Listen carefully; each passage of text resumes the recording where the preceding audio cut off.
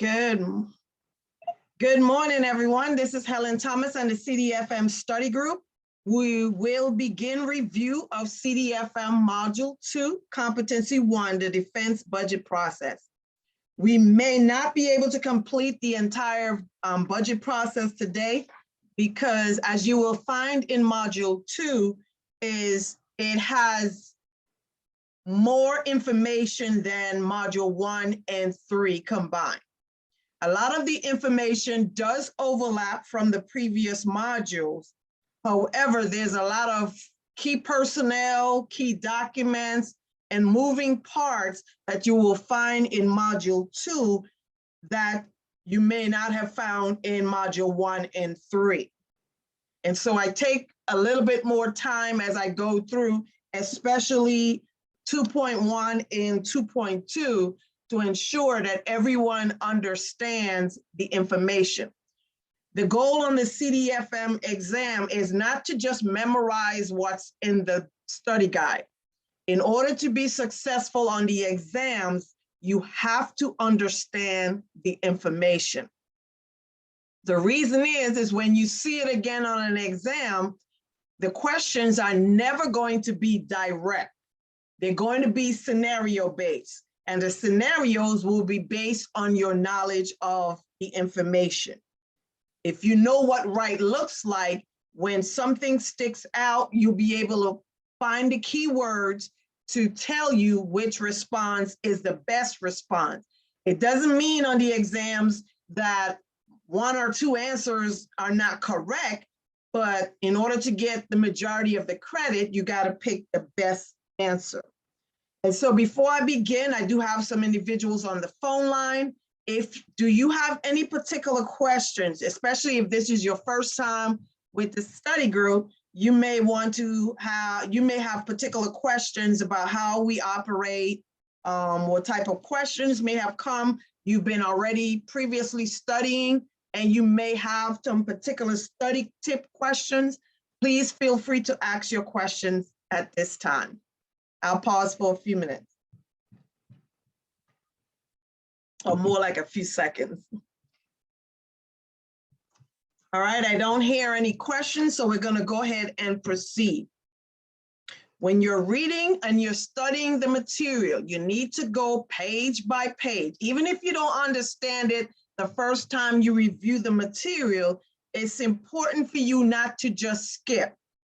Even though when we conduct the weekly study sessions, I am not going to go page by page. I don't have that kind of time on my hand. But I will go over the key pages that I have identified of information that you need to know.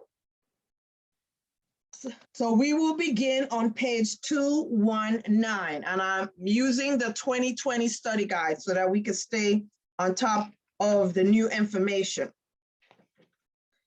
When you review, actually, we'll go to page 7. When you review these CDFM study guides, if in the front of the study guides, they have knowledge check questions. I will advise you, once you go through the material, go back to the study questions, the knowledge check questions, and answer the questions, or try to answer the questions, because these are also driven to help you dive into the information to get the most important things out of those sections. Just as in your resource management or financial management jobs, you're going to get more information than you need to answer the question. So you're going to have to develop the skills to determine what's important on that page. So the purpose of me being here is to kind of help you figure out the important things on each page that I go over. So page 217 talks about the Department of Defense mission. So we're going to kind of go back, take it back in, I guess you can say, history on the structure of why things are the way they are today and why things operate the way they do. So the mission of the Department of Defense drives our resources. It drives our funding levels. It drives our equipment. It drives our personnel, manpower, and how we are structured. So as you can see, the mission of the Department of Defense is to provide the force necessary to provide security and safety to our American public, to our society, to the American people, and also to our allies in surrounding areas. So we don't just support ourselves, we also provide support to our allies to ensure that the enemy doesn't come on our platforms and cause us any issues. As you can see, reporting to the SECDEF, I'm in the first paragraph, you have 3 military departments. So even though you have Army, Navy, Air Force, Marine, you only have 3 military departments, 20 defense agencies, and a number of activities. And we're gonna kind of dive into the departments, the structures, who reports to whom, because you got to be able to take that puzzle of all these moving pieces, and then I give you that 1,000, 2,000 word puzzle or picture puzzle, and you got to be able to put them back in the right places. So that's what we're going to look at. The individuals in the Department of Defense, because this is a DoD level exam, you have to kind of think on the DoD level. So we got the DoD's mission on page 9. It goes a little bit into history, structure. I'm not going to go into the year the Army was created, the Navy. What I want to point out is what's new, what's different. If you look on the chart on page 219, you will see that the Space Force was recently constructed. It was established on December the 20th, 2019. So that would have made it in FY 2020, FY 20.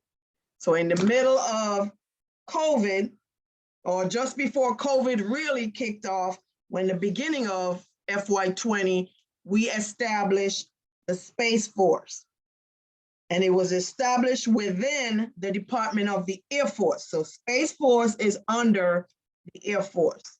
So I wanted to point that out because that's something new. The second to last paragraph talks about the Secretary of Defense. So remember your structure. And I've emailed out a one-page diagram. It's a PowerPoint slide. And when you put the slide in slideshow mode, it brings in the items one at a time. And my goal there is to help you to better understand the information when they come in one at a time, or at least it'll trigger you to know how the structure operates. So you will see the president at the top, then you have the Secretary of Defense, who is the principal advisor to the president on defense-related matters, because the president is the commander-in-chief, right? So I said a lot in just that one paragraph alone. President is the commander-in-chief of your military forces. The SECDEF is in charge of the day-to-day operation for defense. And so he's the primary advisor to the president on defense-related matters. On page 10, they give you a structure of the Office of the Secretary of Defense. Starting with the SECDEF, it gives you the deputy, it has all the military departments, Army, Navy, Air Force, so you make sure you review the structure. And then as we go through the pages, it'll tell you, we're gonna kind of read through so that it will explain to you who's responsible for what process. On page 11, the Office of, actually, does anyone have any question? I'll open it up on the phone lines for questions. And at any time, if I say something you don't understand, could be my accent, so I have to slow down, or maybe you want me to reword the response, please feel free to stop me at any time or contact me if you're looking at the video after, after the fact, and then let me know, or leave comments on the YouTube page, because I'm going to post this after we're done, to let me know if you have particular questions or you need me to clarify any information. So it's pretty straightforward. On page 11, what it's showing you is the staff of members, the individuals that work under the Secretary of Defense in that office. what you're going to have to understand, there's some of these members that are responsible for other portions of the resource management environment, the budget process. So those are the ones we're going to primarily focus on. You have Chief Management Officer, you have USD Undersecretary of Defense Comptroller, Undersecretary of Defense for Policy. If the title is Undersecretary of Defense, and you see it again on an exam, it's not an Army level, it's not an Air Force level, it's at a DoD level. USD Comptroller, Undersecretary of Defense. If it's Assistant Secretary of the Army, okay, that's at Army level. So you got to know your levels and who you're talking about. Another key player on the bottom of page 11 that we're going to talk about is the Director of Cost Assessment and Program Evaluation, your DCAPE. That's your cost analysis guy. So he's important in this process. Who else? Inspector General and your General Counsel. Those are your legal folks who are going to advise you on the proper use of these appropriations. So we're going to be reviewing some of these. And as we go through, I'll kind of slow down to ensure that you understand.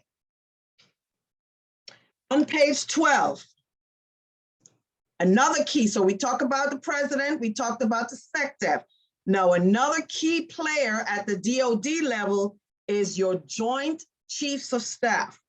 Remember, your president is a civilian, your Secretary of Defense is a civilian. Well, you need your military advisors, your joint staff, to be able to provide advice to the Secretary of Defense on the military forces themselves. So that's where your Joint Chiefs of Staff come in. As you can see on the slide on the bottom of page 12, it tells you the Goldwater-Nichols Act of 1986. That's the law that identified a chairman. So that also tells me that prior to 1986, you have an Army representative, an Army staff, Navy staff, and then it wasn't until 1986 that a chairman of the Joint Chief of Staff position was established. And it makes sense because the chairman is going to speak for each one of the military department instead of them individually. So you have your Air Force, your Navy, your Army, and then you have the chairman as the commander, you could say, of the Joint Staff who speaks for the entire military force. So Goldwater-Nichols Act identified the chairman of the Joint Chief of Staff, and it also says that the chairman is the principal military advisors to three entities, to the president, to the SECDEF, and to the National Security Council that we're going to talk about in the next couple of slides coming up, or pages. So if they say which law established the position for the Joint Chief of Staff or chairman of the Joint Chief of Staff, Goldwater-Nichols Act of 1986. Every time you say the law, put the year with it so that if you see another year on your exams, that way you'll know it's incorrect. So it's Goldwater-Nichols Act of 1986 made the position, identify the position of chairman of the Joint Chiefs of Staff, and also made that chairman the advisor to the president, the SECDEF, and the National Security Council. Senior military advisor, that's your chairman. So on page 13, based on the slide, they go into more detail. So all that I've just stated with the Goldwater-Nichols Act is in that first paragraph. It tells you that the chairman advises the SECDEF on non-financial related matters, right? So all of that listed there. And then the chairman has a vice chairman. And we're going to look at the role of the vice chairman. But before I do that, I'm trying to put the study guide in order for you. So let me say it this way. The Department of Defense have 3 decision support systems that they use to figure out what they need to buy, how much they need to do it. There's 3 systems. They use JCIDS, and it's going to come up again, Joint Capabilities Integration and Development System. They use the P process, Planning, Programming, Budgeting, and Execution, PPBE, and they also use the Defense Acquisition System, the DAS. And so depending on the system that's being operated, it determines who's in charge of it. And the reason I put that out up front, even though they don't cover it until later, is because if you look under the Vice Chairman of the Joint Chief of Staff on page 2113, you'll see he performs duties as assigned by the chairman. Okay, straightforward. Acts as chairman when the chairman is not there, makes sense. Holds the grade of a general. Okay, good to know. But the important part is that last bullet. He acts as chairman of the Joint Requirements Oversight Council. So if you notice, they haven't introduced the JROC yet. So let me tell you what the JROC is. Remember the 3 systems and learn them in this order, and I'll tell you why. JCIDS, PPBE, and the Defense Acquisition System. So let's say the National Security Council, the President, the SECDEF, they determine the focus of the country, the priorities, the strategy. Now, the DoD needs to take that strategy, that big op order, and say, what do we need to do to be able to meet that strategy? That first evaluation is done by the JROC, the Joint Requirements Oversight Council. They represent the warfighter who will actually be doing the mission. So the Vice Chairman of the Joint Chief of Staff is that chairman of the JROC. They look at the big op order that we're going to talk about, and they determine what are the capabilities that we already have to be able to meet the strategy. And then they determine what capability gaps are we missing. And I'll repeat this again. When they're doing this analysis, they look at what an acronym that's called DOTMLPF. Doctrine. So when they're looking to figure out capabilities and gaps, they look at doctrine, organization, training, material, leader development and education, personnel, and facilities. If the result of that is a material solution, it triggers the 3rd system, the Defense Acquisition System. If it's any other solution of that .MLPF, it triggers the PPBE system. And so that's why you have to remember those 3 systems. So the Vice Chairman is the chairman of JROC. And I'm going to tell you that Vice Chairman has some additional roles that's going to come up later. So we're going to go over that when it comes up. Any question on the function of the SECDEF, the chairman of the Joint Chief of Staff, the Joint Chiefs of Staff, or the Vice Chairman of the Joint Chiefs? Any question? All right, let's move on to page 2114, Combatant Commanders. When it comes to understanding the structure, and they're going to mention it later, but I want to say it now, operational chain of command. To operate and manage forces, the operational chain of command runs, again, who's our chief of the military, who's the commander-in-chief? The president. So it runs from the president to the SECDEF to their combatant commanders through the chairman of the Joint Chief of Staff, or through the joint staff. So that's why on page 14, the combatant commanders come in. They have regional responsibility for actually putting that mission, that strategy into action. So the combatant commanders have broad continuing mission. And on the next page, it tells you NORTHCOM, Indo-Pacific, So there are 11 combatant commands based on this study guide. So that's what you need to pull out of page 14 and 15. 11 combatant commanders.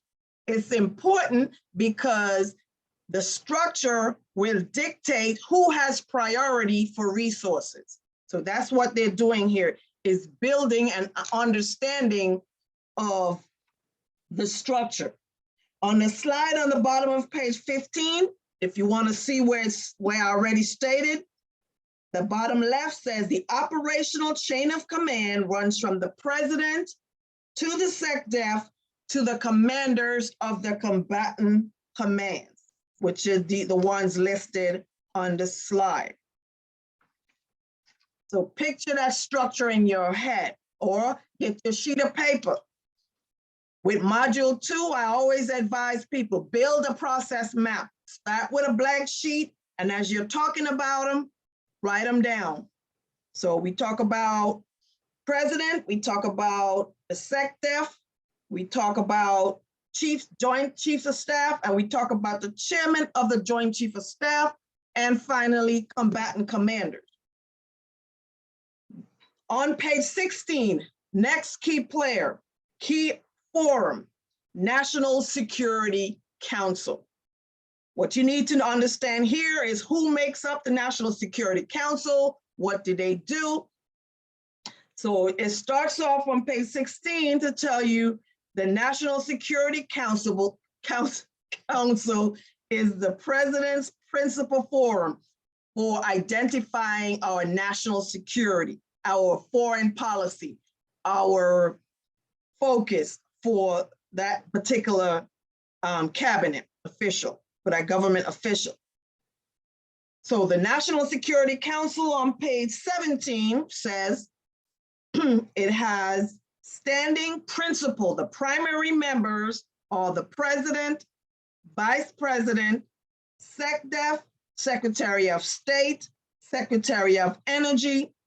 And if you have an older study guide, you probably don't have this. They just added the Secretary of the Treasury.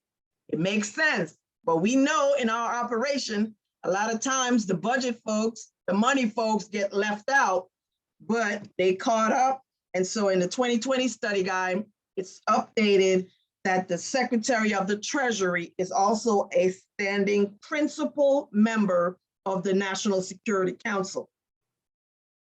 You also should know who are the advisors, statutory advisors. We already talked about the chairman of the Joint Chief of Staff, senior military advisor to the SECDEF, to the president, and to the National Security Council. So they can either talk to either one individually or as part of the National Security Council. The Director of National Intelligence is also a statutory advisor, the intel guy, to tell you what's going on in and around us. And then you have several standing members at the bottom of page 17. So any questions thus far on the structure of the National Security Council and what they do? So the president is in charge of the NSC. Page 18. I use the term operation order, because if you're associated with the DoD, you should know what an operation order is. So it's an order that is published and it has subsections that tell each organization what their mission is to make and meet that overall operational order. So for our emphasis on page 18 and 19, 18 says that the National Security Strategy is a document that is produced by the National Security Council. Excuse me. Any question? I was on vacation last week, so now I'm trying to get my voice back. All right, so National Security Council, President, Vice President, SECDEF, Secretary of State, Secretary of Energy, Secretary of Treasury. advisors, chairman of the Joint Chief of Staff, and the Director of Intelligence. So the national security strategy is the big OPORD. It says, all right, so we are on page 19, 2119. So the purpose or the intent of the National Defense Strategy. So what happens now is the Department of Defense and the other agencies take the National Security Strategy, the big OPORD, and then they open it up and they determine, okay, let me go to the defense portion of this OPORD and let me see what it is that we need to be able to do to meet the National Security Strategy. So at the bottom of page 18, it tells you that the Congress has directed a national defense strategy be completed every 4 years. It's like the third line, because every organization must produce a strategy review. And so every 4 years, it used to be called the Quadrennial Defense Review, the QDR, but it went back. If you've been around for a while, you'll know that it started off with as a National Defense Strategy. It went to the QDR, and now we're back to the National Defense Strategy. But just understand, it's a 4-year strategy. So when the National Security Strategy comes out, then the DoD level has to develop the National Defense Strategy to meet that NSS. The last sentence on page 18 says the Secretary is required to provide guidance to the Chairman of the Joint Chief of Staff every 2 years on the assessment. Because again, just because you come up with a 4-year strategy, it doesn't mean that things are not going to change. So there's also a requirement every 2 years to look at that 4-year strategy to see, does it still make sense for us to continue the next 2 years in that process. The intent of the National Defense Strategy is to align and meet the needs of, which is already stated. It makes sense. You want to meet that NSS. There's several documents that the SECDEF uses to develop the National Defense Strategy. One of those documents is the NMS document, National Military Strategy. And the way to think of it and remember who writes the NMS is the Chairman of the Joint Chief of Staff, because President is a civilian, SECDEF is a civilian, your senior top military folks are your Joint Chiefs of Staff. So it makes sense that who's providing military strategy to the SECDEF? It's the chairman. So the reason I'm saying that is if you're asked who writes the NMS document, you will see that it's written or developed by the chairman of the Joint Chief of Staff. If you see an acronym, make sure you know for sure what the acronym stands for. Because as a previous test writer, not for ASMC, but for the finance school, is part of what we were trained to do is, okay, well, put the acronym there and see if they can pull out the right explanation or response for that acronym. Also in that paragraph, the second to last paragraph, it tells you that the chairman of the Joint Chief of Staff is the senior advisor to the president, the National Security Council, and the SECDEF. That is repeated again. Recommends the national, so the chairman recommends. So we do not get fiscal policy from the chairman. Let's get that established. But the chairman writes it and gives it to the Secretary of Defense. The Homeland Security folks at the bottom of page 19, the last paragraph, the Strategy for Homeland Defense and Civil Support, they also give their input into the National Defense Strategy. That document is prepared by the Secretary of is prepared by the Secretary of Defense to focus on demand. I'm pointing these out because the SECDEF does not write the National Military Strategy or develop. The Chairman of the Joint Chief of Staff is the one that develops the National Military Strategy for inclusion in the National Defense Strategy. Any questions on anything that we've covered thus far? So I just want to get through the weeds and these key individuals, because this is what confuses most people. Is at our level, people don't typically think of what's going on, who's what structure and who does what. All right, so let's move on. We're gonna get an overview of the second, remember, 3 DoD support system. It doesn't show up on this study guide until much later. The one I introduced, JCIDS, Joint Capabilities, Integration and Development System, PPBE, and the Defense Acquisition System. Those 3 systems overlap to meet the DoD's mission. On page 20, the PPBE overview, the process used by DoD to acquire, allocate. So this is how we request funding.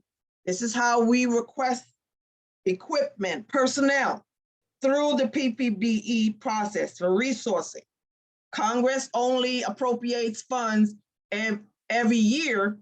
And so we have to have this cycle of what do we need, our planning phase, or budgeting, when do we need the funds, and then programming, and then execution. Plan, program, budget, execute. PPBE overview. So I'm not gonna go in detail too much here, because later on, we're gonna actually go through the PPBE process. So let me see what I wanna point out. It tells you what the PPBE process is. It formulates 1-year budget and a 4-year program plan. It says that it's used to acquire, allocate, account for, and analyze personnel and financial needs. What are requirements? The final phase of PPBE is the execution review. PPB is also the process DoD used to determine the dollar amounts, right? What do we need for our programs? So that we can submit it to Congress as part of the press bud. That's the second to last.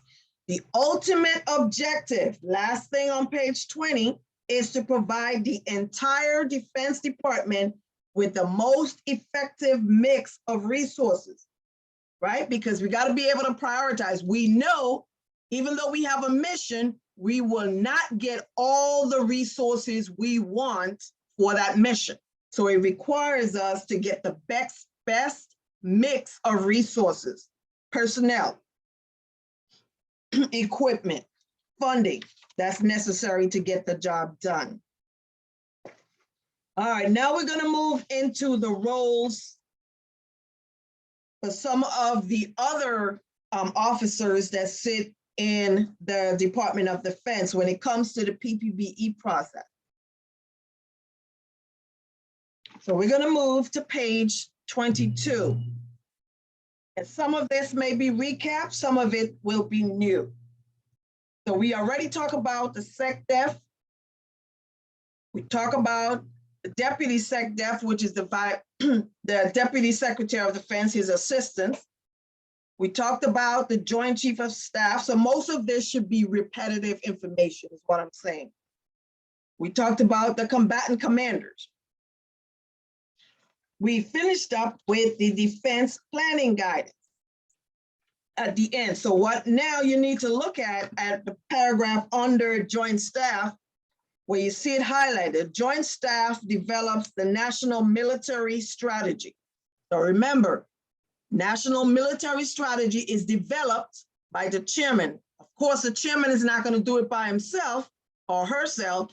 They'll have the joint staff from each service that will participate.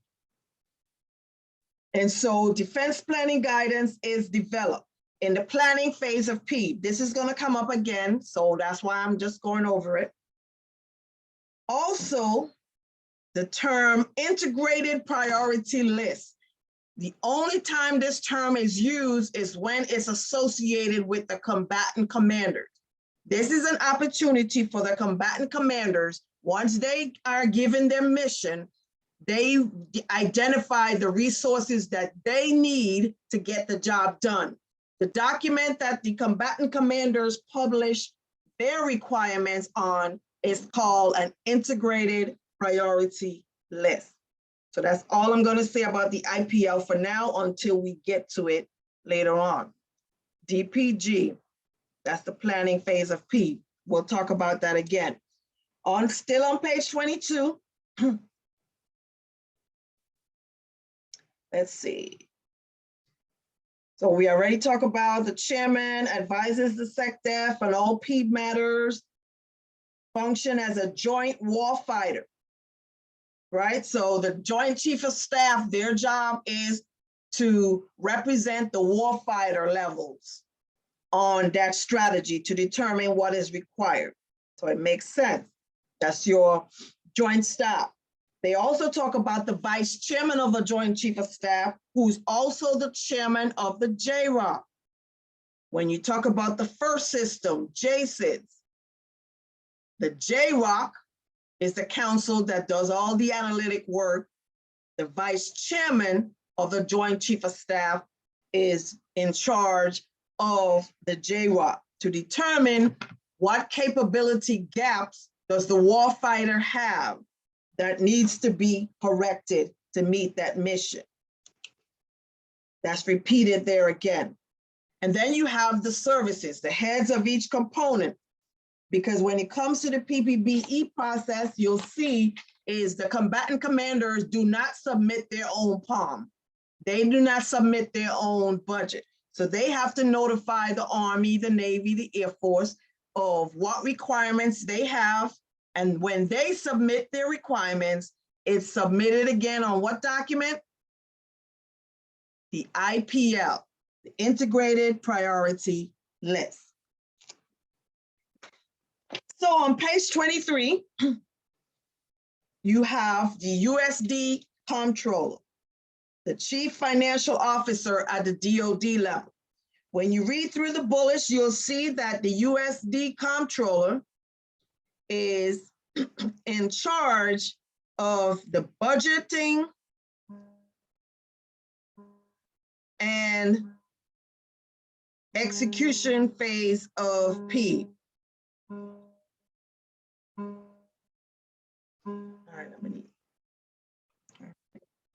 All right, so USD Comptroller, CFO for the DoD level, prepares the budget estimates at DoD level.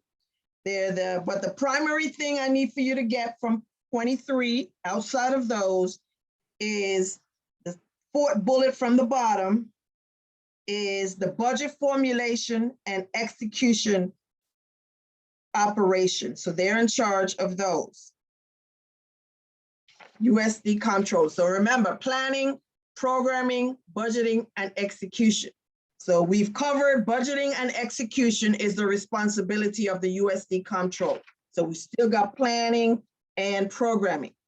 When you flip to page 24, you'll see Under Secretary of Defense for Policy, and the first bullet says, conduct and coordinate the planning phase of the PPBE process. So that tells you that the USD for Policy is in charge of the planning phase of P.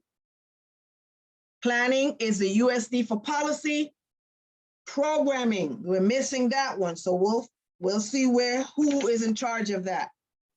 On page 25, they go into the Under Secretary of Defense for Acquisition and Sustainment. So in the name, they already tell you, hey, we're talking about acquisition. Remember, 3 system. JCIDS, which develops, tells you what capability gaps are missing.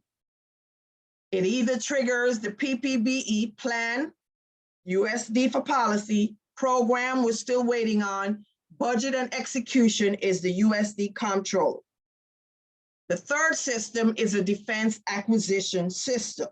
So as you can see on page 25, the first bullet says, advise the SECDEF and Deputy SECDEF on all PPB matters related to acquisition, technology, logistics, installations, equipment, and environment. So anything dealing with, and it used to be USD AT&L, acquisition, technology, and logistics.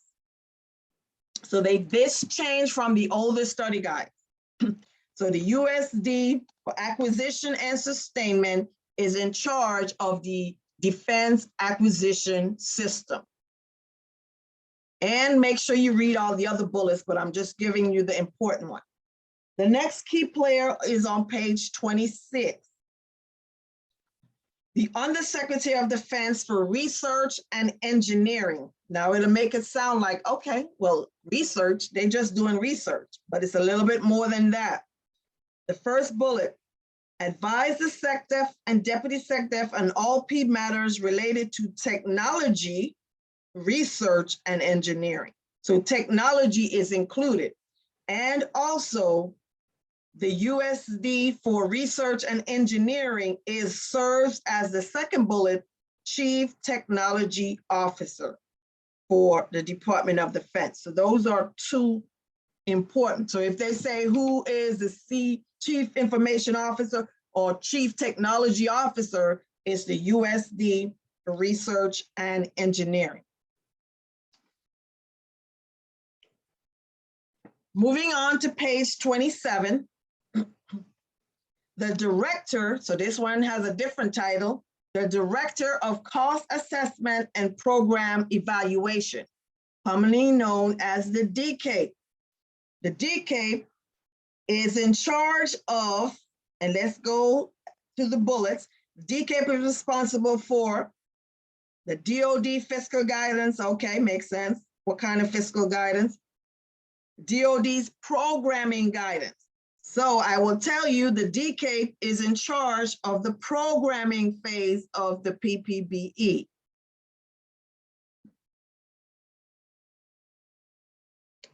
And you can also, even though they don't say it here, your DCAPE is your cost analysis guide.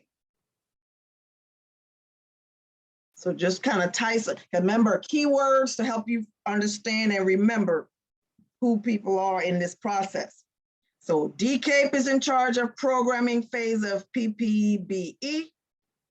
All right, so now we have USD for policy in charge of programming, the DCAPE in charge, nope, let's say that again. USD for policy in charge of planning. We have the DCAPE in charge of programming and the USD comptroller in charge of budgeting and execution phase of PPBE. We also have the USD for Research and Engineering, who is the Chief Technology Officer. You have the USD for Acquisition and Sustainment, who is in charge or the chairman of the Defense Acquisition System. So if you look at the bottom of page 27, that last part where they introduce, they just throw it in there, Defense Acquisition Board. Then they give you chaired by the USD ANS. That is the Acquisition and Sustainment guy on page 25.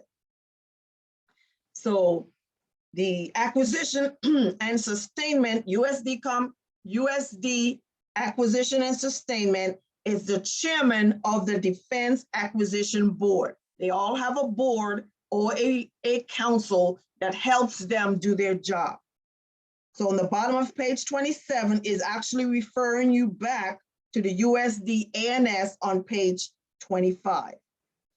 This board oversees development and production of major weapon systems. It represents an information link between PPBE and the acquisition. So remember I told you the 3 DoD systems overlap. And finally on page 28, here's the diagram that I talked about in the beginning. the 3 DoD support systems. So if I was writing this book, this will actually be in the beginning because it shows you how the systems overlap. Bottom left is the JCIDS, Joint Requirements Oversight Council is the board that provides oversight. The vice chairman of the Joint Chief of Staff is the chairman of the JROC. Bottom right, JCIDS, identify capability gaps. The top one is PPBE, planning, programming, budgeting, and execution that we just discussed. You need to know who's in charge of each one of the phases or each one of the systems. The deputy SECDEF provides oversight for PPBE. Then the third system, the bottom right, is the Defense Acquisition System. The oversight is the USD for acquisition. Let me see what they say here. Yeah, the USD for acquisition and sustainment. And we're going to introduce a little bit later a term called the Milestone Decision Authority. That's in the acquisition part of it. So that'll be like section 2.2, and we'll talk about that later. So as you can see from the diagram on page 28, is the 3 systems overlap. As they operate, they overlap, and in the middle, they all seek to meet the National Defense Strategy. And the National Defense Strategy must meet the National Security Strategy that's published by the National Security Council. You got to be able to walk it all back. Where does these things go? So on the bottom of page 28, they go through the 3 systems again. Again, I will tell you to learn them JCIDS first, because that's where you identify capability gaps. PPBE is where you go into resourcing. If you're looking at the DOTMLPF and the resourcing is anything that material, you go to PPBE. If it requires a material solution, it triggers the Defense Acquisition System. It's managed by the department, requires weapon system, and I would also say information, automated information system. So like your big computer system, your DTS, right? Defense Travel System, that's a tech information system. Your weapon system, your Humvee, your aircraft, those are the big ticket items. And at the last sentence on page 28, they're telling you this process is discussed in detail in Module 2, Competency 2, and we'll go over that probably in the next 3 weeks, because I know I'm not going to go through all this today. Most of this session is to go through the key individuals and their responsibilities in the process. So let's see. A diagram on page 29 kind of shows you the PPBE process and how everything overlapped even within the PPBE process. You can be going through the planning for one fiscal year, you're executing another fiscal year, you're in the budgeting phase of another one, and so forth. So you can see on the bottom, the left side, you have the president, the National Security Council, and NSS, National Security Strategy. All of that feeds into the National Defense Strategy.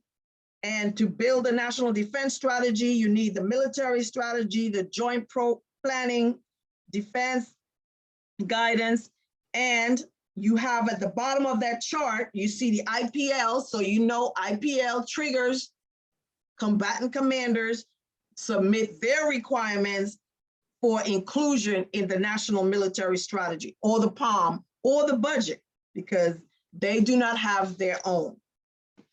All right, let's see. I think I want to stop here for today, because that's the building block for this section. And the rest of it now is going specifically into what happens in the planning, the PPBE phase. Then I think it goes back to the JCIDS and it looks into the Defense Acquisition System. All right, so we covered a lot in just that almost an hour. of time. So what questions do you have of me on the defense budget process? Anything that we've covered thus far? Okay, I don't hear any questions. So my advice to you, I'm gonna post this video on our YouTube page so you can go back and review the information.